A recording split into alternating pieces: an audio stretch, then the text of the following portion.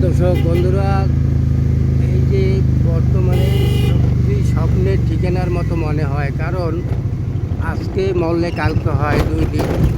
ভাই, এই সুন্দর পৃথিবী ছেড়ে সবার একদিন ওই জগতে যেতে হবে।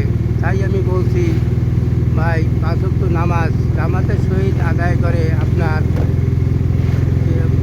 রেস্টের চাবি আপনার হাতে তুলে নেবেন, কারণ ওই জগতে যেতে হইলে আপনার নামাজ কালাম হজ জাকাত করতে হবে।